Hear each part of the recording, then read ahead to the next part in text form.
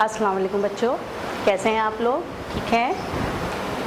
آج ہمارا چیپٹر 4 جو ہے وہ مزید ہم اس کو آگے بڑھائیں گے، اور ہم نے اس میں چیپٹر 4 جو شروع کیا ہے اس کا نام ہے زکوٰۃ، اور اس سے پہلے ہم نے زکوٰۃ کا مطلب، زکوٰۃ کی اہمیت کے بارے میں جان لیا تھا قرآن و حدیث کی روشنی میں، اور اس کے بعد ہمارا جو آج کا ٹاپک ہے وہ ہے زکوٰۃ کے فضائل۔ ٹھیک ہے بچوں، تو سب ریڈی ہیں؟ تو جلدی سے اپنی بکس نکال کر اس کا پیج نمبر 20 کھول لیجیے۔ جی، میں پڑھ رہی ہوں، آپ ساتھ سنتے جائیں گے، اور ہم جو ہے ان کے پوائنٹس جو ہیں بورڈ پر لکھتے جائیں گے، جو آپ بعد میں اتار لیجئے گا۔ ٹھیک ہے؟ تو اس طرح آپ کو زکوٰۃ کے فضائل کے بارے میں معلومات ہو جائیں گی۔ جی، زکوٰۃ ادا کرنے کے بے شمار فضائل ہیں، جن میں سے چند درج ذیل ہیں۔ نمبر 1، اللہ تعالیٰ کا ارشاد ہے، اے ایمان والو، اللہ کی راہ میں خرچ کرو اور اپنے آپ کو ہلاکت میں مت ڈالو۔ یعنی اپنے مال میں سے خرچ نہ کرنا گویا اپنے آپ کو ہلاکت میں ڈالنے کے مترادف ہے۔ تو اللہ تعالیٰ نے جو ہے وہ واضح لفظوں میں بتا دیا ہے مسلمانوں کو کہ زکوٰۃ ادا نہیں کرو گے تو تمہارے لیے بہت بڑا عذاب تیار ہے، تمہارے لیے بہت بڑی ہلاکت ہے، اور تمہارے لیے بربادی ہے۔ ٹھیک ہے؟ تو زکوٰۃ کے یہ فضائل آپ اس میں سے بتا سکتے ہیں کہ دراصل زکوٰۃ ادا کرنا اپنے آپ کو ہلاکت سے اور تباہی و بربادی سے بچانا ہے۔ ٹھیک ہے؟ تو ہمارا پہلا پوائنٹ بن سکتا ہے، زکوٰۃ ہلاکت اور تباہی و بربادی سے بچاتی ہے۔ ٹھیک ہے، سمجھ آ گیا آپ کو؟ نیکسٹ دیکھیں آپ، ارشاد باری تعالیٰ ہے، وہ لوگ جو اپنا مال اللہ کی راہ میں خرچ کرتے ہیں، اس خرچ کی مثال اس دانے کی ہے جس میں 7 خوشے نمودار ہوئے اور ہر خوشے میں 100 دانے ہوں، اور اللہ تعالیٰ جس کو چاہتا ہے بڑھا دیتا ہے۔ ٹھیک ہے؟ تو اس کا مطلب کیا ہوا؟ اللہ تعالیٰ نے زکوٰۃ دیے ہوئے مال کو اس جو ہے وہ دانے سے تشبیہ دی ہے کہ جس دانے میں سے 7 خوشے نکلتے ہیں، اور پھر ہر خوشے میں 100 دانے ہوتے ہیں۔ تو آپ دیکھیں، آپ جو ہے اللہ کی راہ میں ایک دانہ دے رہے ہیں، تو اس کا مطلب ہے اس دانے کی مثال کس کی ہے؟ پھر اس میں سے مزید 7 خوشے نکلیں گے، اور پھر ہر خوشے میں سے جو ہے آپ کو اللہ تعالیٰ جو ہے کیا کریں گے؟ 100 دانے عطا فرمائیں گے۔ تو اندازہ لگا سکتے ہیں کہ ایک دانے کے بدلے آپ کو جو ہے وہ کتنا زیادہ ثواب یا کتنا بڑا جو ہے وہ اجر دیا گیا کہ آپ کے مال کو اتنا گنا بڑھا دیا جاتا ہے، تقریباً بن گیا 700 گنا زیادہ۔ تو آپ کا مال جو ہے وہ زکوٰۃ ادا کرنے والے کا جو مال ہے وہ کئی گنا بڑھا دیا جاتا ہے۔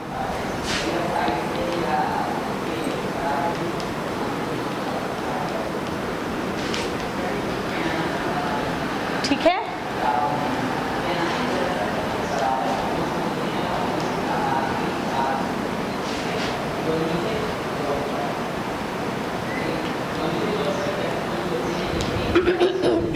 سوری، آگے آ جائیے۔ اسی میں دیکھیں ایک اور جگہ فرما رہے ہیں، دوسری جگہ ارشاد باری تعالیٰ ہے، کون ہے جو اللہ کو اچھا قرض دے، اللہ تعالیٰ اسے بڑھا چڑھا کر کئی گنا کر دے، اور اللہ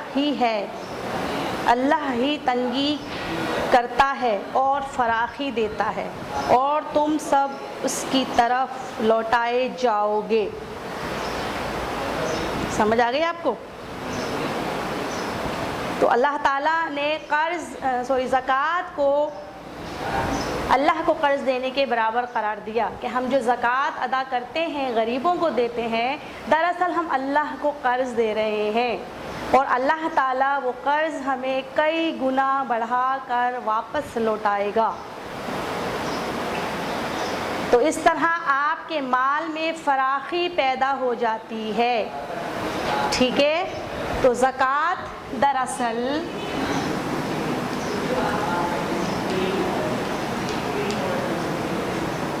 اللہ کو دیا ہوا قرض ہے جو کئی گنا بڑھا کر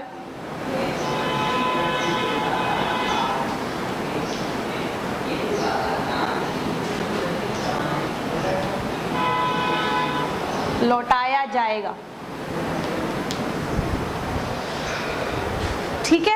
آگے دیکھیں، جب بندہ دولت جیسی نعمت کو اللہ تعالیٰ کی راہ میں خرچ کرتا ہے تو اللہ تعالیٰ اس کے جذبے کی قدر کرتے ہوئے اس خرچ شدہ مال کو اپنے ذمے قرض قرار دیتا ہے۔ جب انسان نیک نیتی سے اللہ کی راہ میں مال خرچ کرتا ہے تو اللہ تعالیٰ اس کے مال کو اپنے ذمے قرض سمجھ لیتا ہے کہ بندے نے مجھے قرض دے دیا۔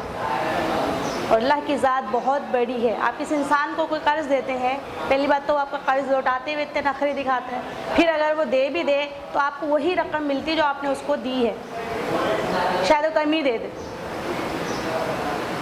لیکن اللہ کی ذات جو سب سے بڑی ذات ہے، وہ اس بات کو کبھی گوارا نہیں کرتا کہ بندہ مجھے قرض دے اور میں اس قرض کو ایسے ہی لوٹا دوں، بلکہ اللہ تعالیٰ کیا کرتا ہے، اس قرض کو کئی گنا بڑھا کر بندے کو واپس لوٹا دیتا ہے، ٹھیک ہے۔ سمجھ آ گیا آپ کو؟ اور وعدہ فرماتا ہے کہ بندے کا یہ قرض کئی گنا بڑھا کر واپس کر دیا جائے گا۔ نیکسٹ دیکھیں، آپ صلی اللہ علیہ وسلم کا ارشاد ہے کہ زکوٰۃ اسلام کا پل ہے، ٹھیک ہے، یعنی کہ اسلام تک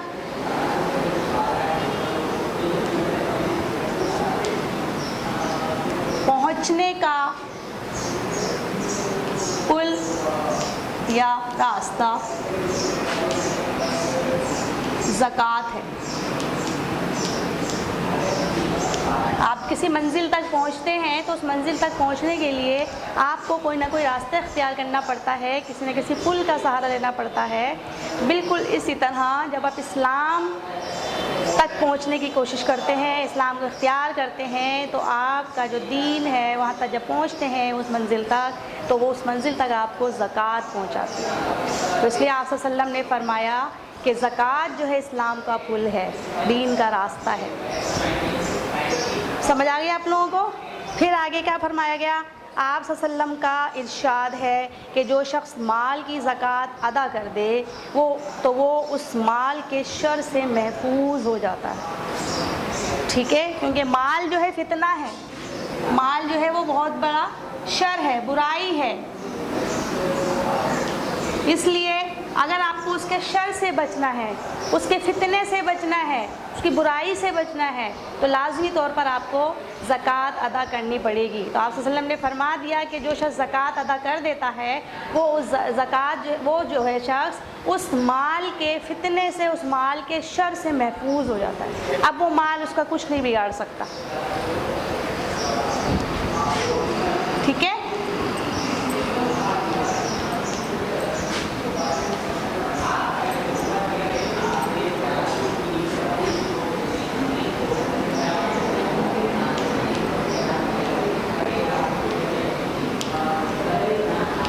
ٹھیک ہے، آپ کو سمجھ آ گیا؟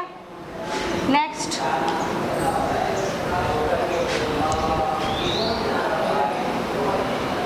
آپ صلی اللہ علیہ وسلم نے ارشاد فرمایا کہ تمہارے اسلام کی تکمیل اس میں ہے کہ مالوں کی زکوٰۃ ادا کرو۔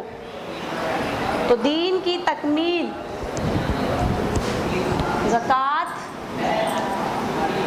دراصل زکوٰۃ ادا کرنا दरअसल दीन की तकमील है। अगर आप चाहते हैं कि आपका दीन मुकम्मल हो जाए तो आप सल्लल्लाहु अलैहि वसल्लम ने फरमाया कि ज़कात अदा करो। इस्लाम के 5 मशहूर अरकान हैं, यानी कलमा तैयबा का इकरार, नमाज, रोज़ा, हज और ज़कात। अक्सर लोग ज़कात के अदा करने में कोताही करते हैं, इसलिए ज़रूरी है कि इस अहम रुकन को अदा किया जाए, वरना इनका इस्लाम नामुकम्मल रहेगा। अब हज़रत अबू अय्यूब अंसारी रज़ियल्लाहु अन्हु फरमाते हैं कि एक आदमी आप सल्लल्लाहु अलैहि वसल्लम की खिदमत में हाज़िर हुआ और अर्ज़ किया कि मुझे ऐसा अमल बता दीजिए जो मुझे जन्नत में दाखिल कर दे। आप सल्लल्लाहु अलैहि वसल्लम ने फरमाया, अल्लाह की इबादत करो, किसी को उसका शरीक ना करो, नमाज कायम करो, ज़कात अदा करो और सिला रहमी कायम रखो, यानी रहम करो, लोगों पर रहम करो। बदला लेने का वो ना करो कि हम बदला लेंगे, किसी ने हमसे बुरा सलूक किया तो हम भी उसके साथ बुरा सलूक करें, बल्कि उसके साथ रहम का सलूक रखो, माफ़ कर दो और ज़कात अदा करो। तो आपने देखा कि जहाँ नमाज का हुक्म दिया आप सल्लल्लाहु अलैहि वसल्लम ने उस शख्स को, जहाँ अल्लाह की माबूदियत का एक वो कहा कि अल्लाह की इबादत करो, उसका किसी को शरीक ना ठहराओ, वहीं अल्लाह ताला के नबी ने उस शख्स को ज़कात अदा करने का भी हुक्म दिया। तो ज़कात अदा किए बग़ैर आप दीन इस्लाम को मुकम्मल नहीं कर सकते, अपने दीन को मुकम्मल नहीं कर सकते। इस तरह आप सल्लल्लाहु अलैहि वसल्लम के विसाल के बाद जब हज़रत अबू बकर सिद्दीक़ रज़ियल्लाहु अन्हु खिलाफत के ओहदे पर फाइज़ हुए तो उनके दौर में बहुत सारे कबीलों ने जो है ज़कात अदा करने से इनकार कर दिया। तो आप रज़ियल्लाहु ताला अन्हु यानी हज़रत अबू बकर सिद्दीक़ रज़ियल्लाहु ताला अन्हु ने उनके ख़िलाफ़ जिहाद का हुक्म दिया। हालांकि वो मुसलमान थे, कलमा गो थे, लेकिन क्या कि उन्होंने ज़कात, क्योंकि दीन इस्लाम का अहम रुकन है, उससे इनकार कर दिया, ज़कात अदा करने से इनकार कर दिया। इसलिए हज़रत अबू बकर सिद्दीक़ रज़ियल्लाहु ताला अन्हु ने उनके ख़िलाफ़ जिहाद का ऐलान किया। तो इस तरह आपने ज़कात के फ़ज़ाइल देखे, ठीक है, समझे। तो इसके साथ आज का टॉपिक अब ख़त्म हो गया। आप क्लास कॉपीज़ निकाल लीजिए, क्लास वर्क के लिए तैयार हो जाइए, ठीक है। ये पॉइंट्स लिख लिए आप लोगों ने?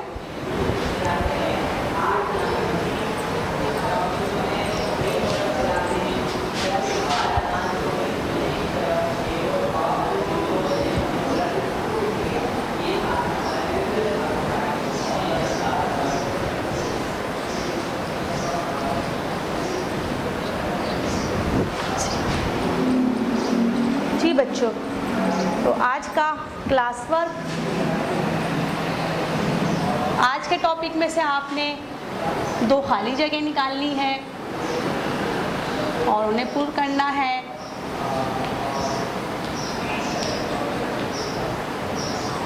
दूसरे उसमें आपने 2 MCQs निकाल कर उनको सॉल्व करना है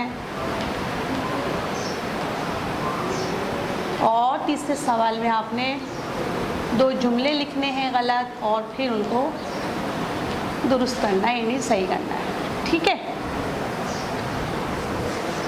समझ में आ गया आपको? क्लास वर्क कर लिया आप लोगों ने? क्लास वर्क, चलिए फिर अब होमवर्क की तरफ आ जाइए। आज का जो होमवर्क है बहुत सादा सा है। आज का जो सवाल है वो है ज़कात के फ़ज़ाइल तफसील से लिखें, ठीक है। समझ आ गए? तो ये आज का होमवर्क भी हो गया और इसके साथ ही आज की क्लास का वक्त भी ख़त्म हो गया है। इंशाल्लाह नेक्स्ट क्लास में दोबारा आएंगे, तब तक के लिए अल्लाह हाफिज़।